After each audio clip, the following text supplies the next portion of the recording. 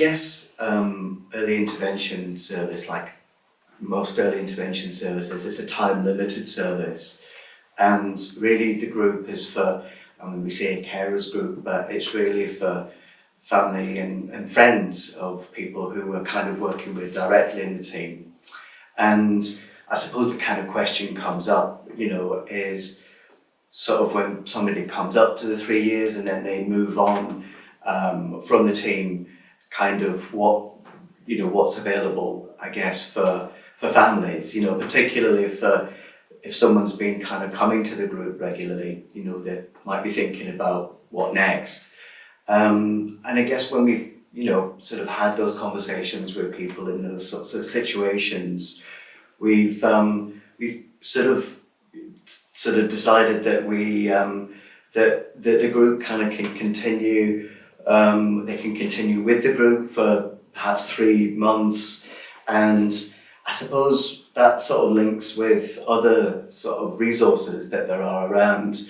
Adam was talking about people who stay with the early intervention team up to 3 years, and I guess maybe it's important for people to know not everybody stays that long. So some people's caring role might be more short-term role, and somebody may recover quite quickly and leave the team after a shorter period of time, and other people may take a bit longer or maybe have a relapse. So everybody's journey is different, isn't it? And I guess that's reflected in the experience of people that come to the group as well. Not everyone's experience is the same, so some may want to be involved in things to a small amount. Others, it may take over their lives if they're not careful. So it's kind of like having that balance. That's what I would say. I think, Beth, you mentioned about a kind of carers pack that's available. And often what we do is we have conversations about other resources that are around as well. And I know that, Faith and Margaret, you've kind of got experience of some of those resources as well. I was invited to volunteer as a carer on a QI project at the Lambeth Hospital.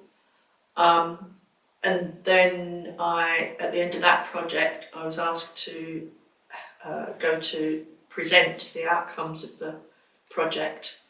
Unbeknown to me, I didn't realise I was going to have to give a talk, but I had to stand up in the boardroom. Wow. And just, spoke. And from that, I was asked to join the suite team, but I had to join the involvement register to be part of the suite team, which is service users' involvement in training and education. So I'm now on the involvement register and part of the suite team. But it's led to on a couple of steering groups. And I just feel that I want to give back.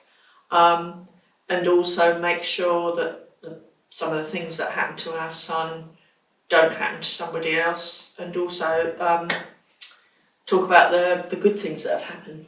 There's staff training you can get involved in, all under the involvement register, or as Margaret said, under the suite team.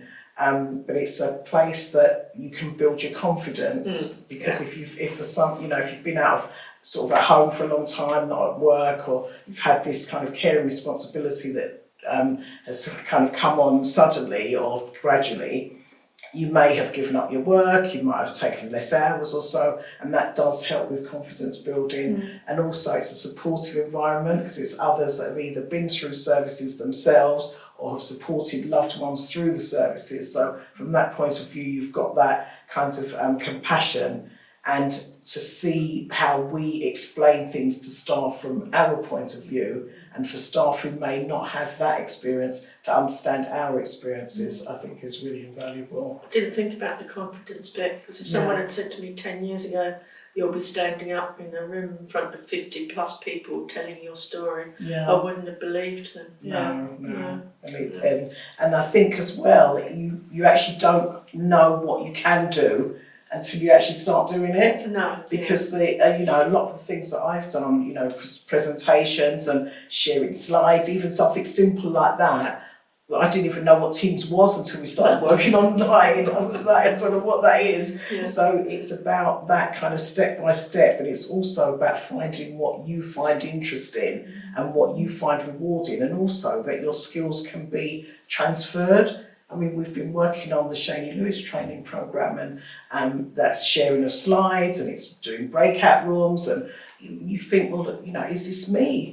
So it's kind of I found it really, really helpful, really valuable, definitely. Yeah, I've done some public speaking, but not about, you know, it's been a topic that you know, rather than talking about yourself. And I think it's a balance between kind of talking about things that you want to get across and not going into, like Beth says, about, you know, you can say as little or as much as you want, so you're not standing there bringing up these memories and thinking, oh God, that's so awful, you know, and which, that is fine within our support group, but if it's, you know, if you're presenting, you want to be kind of presenting so that people can get the idea of what you're saying. You've gained that confidence, you've shared Yes, as much as you wanted, and it's like stepping back out into where maybe there are less people who get it, and you now have that confidence to go out there.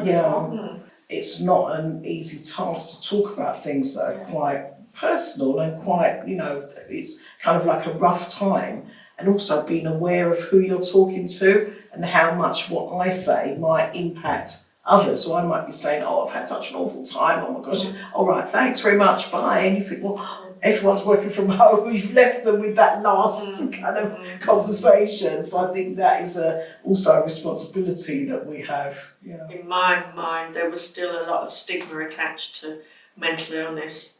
And, you know, once it knocked on our door, my family's door, I realised just how much stigma there was. And I think part of what I do now is to help break that stigma. Yes, to Because show them. I refer to it now as mental illness rather than mental health. Yes, but it could be any illness. It's just whatever it is. I mean, if you had a broken leg, you know, you wouldn't go into hospital and say, oh, I've been in for 6 weeks with it, you know, I've had a bad back. You'd say it's been a broken leg and it's healing. So it needs to be kind of more acceptable to say it is a mental issue and I'm working on it.